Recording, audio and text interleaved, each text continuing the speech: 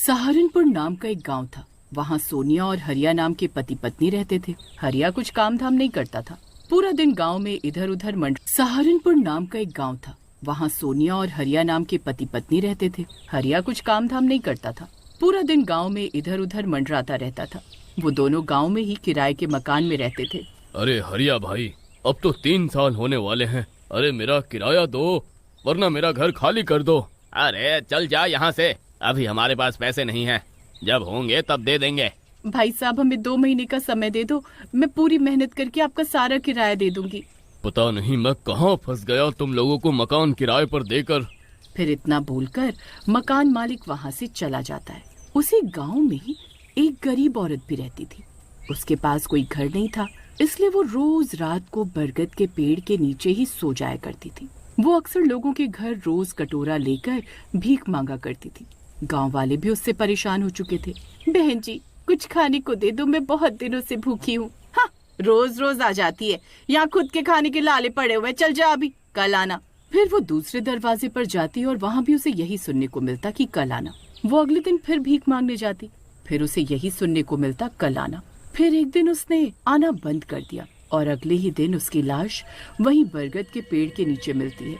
उस दिन के बाद से उस गांव की किस्मत बदल गई और रोज रात को लोगों को गांव में काला साया घूमता हुआ दिखाई देने लगा। सभी का मानना था कि ये उस औरत का साया है। रात होने पर सब लोग अपनी खिड़की से उस साये को छुप छुप कर देखा करते। फिर एक दिन रात को दरवाजे पर दस्तक होती है। अरे, इतनी रात को कौन आ गया?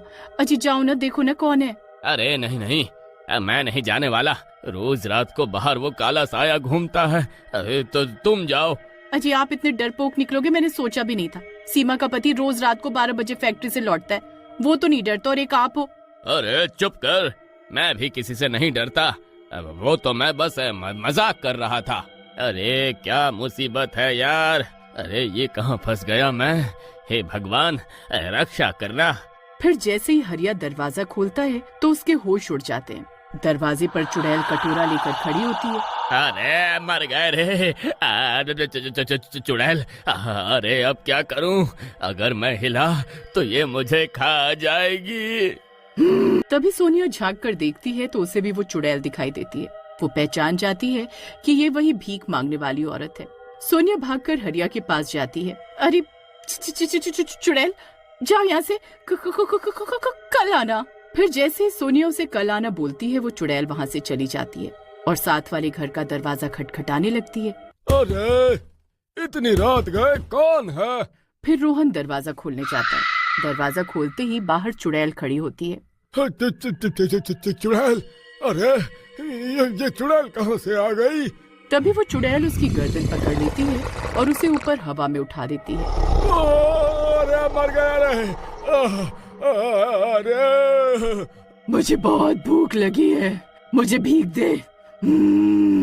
फिर चुड़ैल रोहन का गला दबाकर उसे मार डालती है और उसे घसीटते हुए अपने साथ ले जाती है। फिर अगले दिन सुबह होते ही उस चुड़ैल के बारे में सब गांव वाले बात कर रहे होते हैं। अरे ये गांव पर बहुत बड़ी मुसीबत आन पड़ी है, किसी के पास कोई तरकीब है तो बताओ, नहीं तो चुड़ैल रोज किसी ना किसी को मार डालेगी।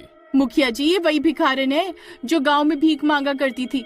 किसी ने उसे खाना नहीं दिया, इसीलिए वो चुड़ैल बनकर अब गांव वालों को खा खा कर अपनी भूख मिटा रही है। अरे भाई, मैं तो कहता हूँ हमें यह गांव खाली करके चले जाना चाहिए, नहीं तो कोई नहीं बचेगा।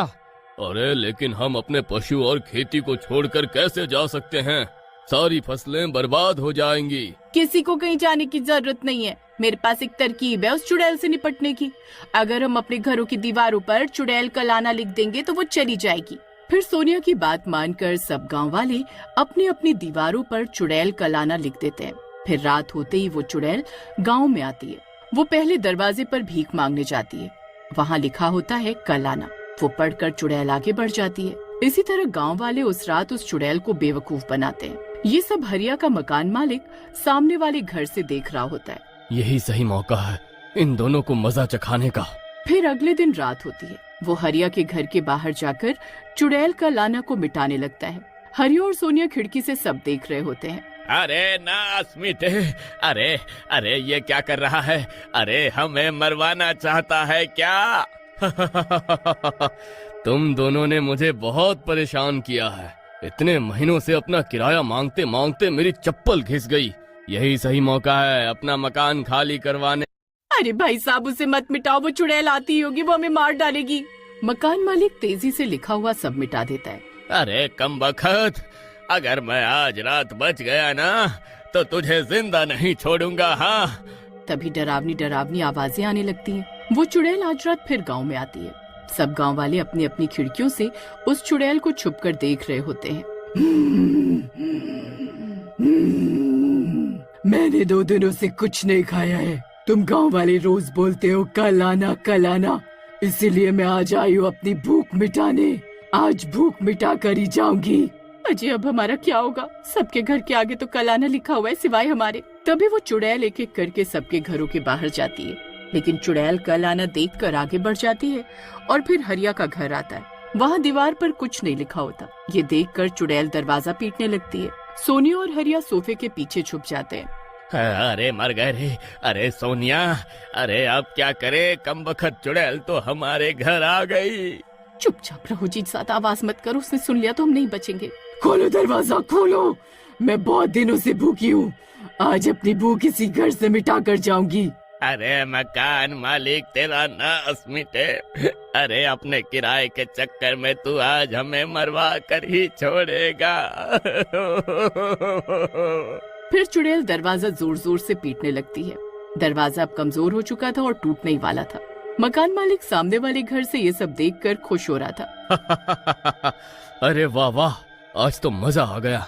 जो मकान मैं इतने सालों से खाली नहीं करवा पा रहा था, आज वो काम ये चुड़ैल कर देगी। तभी वो चुड़ैल दरवाजा तोड़कर अंदर घुस जाती है। सोनिया और हरिया उसे देखकर इधर उधर भागने लगते हैं। अरे भागो रे। अरे ये भूखी चुड़ैल तो हमें जिंदा खाने पे उतारू है। अरे गाँव वालों, हमें बचाओ। फिर वो दोनों पीछे के रास्ते से घर के बाहर निकल जाते हैं। चुड़ैल भी उनका पीछा करने लगती है। फिर वो दोनों भागते भागते मकान मालिक के घर के आगे पहुंच जाते हैं। अरे ये दोनों कमबख्त बच कैसे गए? तभी हरिया मकान मालिक की दीवार पर लिखा चुड़ैल कल आना मिटाने लगता है। अरे कमबख्त, अरे ये क्या कर रहा है? अरे नास मिटे मत मिटा उसे। अरे वो चुड़ैल मुझे खा जाएगी। अरे रुक जा भाई, मैं तेरा सारा किराया माफ कर दूंगा। अरे रुक जा हरिया भाई। लेकिन हरिया उसकी एक नहीं सुनता और दीवार पर लिखा हुआ मिटा देता है और वहाँ से भाग जाता है। तभी वो चुड़ैल मकान मालिक के घर के बाहर पहुंच जाती है। दीवार पर अब कुछ नहीं लिखा होता, सब मिट चुका होता है, इसलिए चुड़ैल उसका दरवाजा पीटने लगती है। फिर वो मकान मालिक भी पीछे के दरवाजे से भाग जाता है। भूख ना मिटने पर चुड़ैल उसका घर तहस नहस कर देती है। फिर वो मकान मालिक सबके घरों की दीवारों से नाम मिटाना शुरू कर देता है। अरे कमबख्त बूढ़े, अरे यह क्या कर रहा है? अरे हमें मरवाना चाहता है। मकान मालिक किसी की एक नहीं सुनता और एक एक करके सबके घरों की दीवारों से लिखा हुआ मिटा देता है। सब गांव वाले अपना अपना घर छोड़कर भागने लगते हैं। अरे भागो रे भागो, अब यह चुड़ैल सच्चाई जान चुकी है, अब कोई नहीं बचेगा। अरे नास मिटे बूढ़े, ये सब तेरी वजह से हुआ है। तूने ही घरों की दीवारों से नाम मिटाया है। चुड़ैल पूरे गांव में तबाही मचाती है, घर तोड़ती है, दरवाजे उखाड़ती है और जोर जोर से गुर्राती है। तुम सब ने मुझे बेवकूफ बनाया, आज मैं किसी को नहीं छोड़ूंगी। गांव के लोग डर कर भागने लगते हैं। हरिया और सोनिया भी भागते भागते गांव के मंदिर की तरफ पहुंचते हैं। वहां पर पुजारी खड़ा होता है। रुको, ये चुड़ैल तब तक शांत नहीं होगी जब तक इसका पेट नहीं भरेगा। इसे वही मिलेगा जो इसे चाहिए था, भोजन। पुजारी पूरा गांव इकट्ठा करता है। सब डरते हुए अपनी अपनी रोटियां, अनाज और दाल लाकर बरगद के पेड़ के नीचे रख देते हैं। रात होते ही चुड़ैल आती है, गुस्से से आग बबूला। जैसे ही वो खाना देखती है, उसकी आंखों में आंसू आ जाते हैं। वो धीरे धीरे इंसानी रूप में बदलने लगती है। मुझे बस 2 वक्त की रोटी चाहिए थी, तुम सब ने मुझे ठुकराया, इसलिए मैं चुड़ैल बन गई। वो खाना खाती है और धीरे धीरे उसका काला साया मिटने लगता है। बरगद के पेड़ के नीचे सिर्फ उसकी चूड़ियां रह जाती हैं। गांव बच जाता है, लेकिन सबको सबक मिल जाता है। आज से कोई इस गांव में भूखा नहीं सोएगा।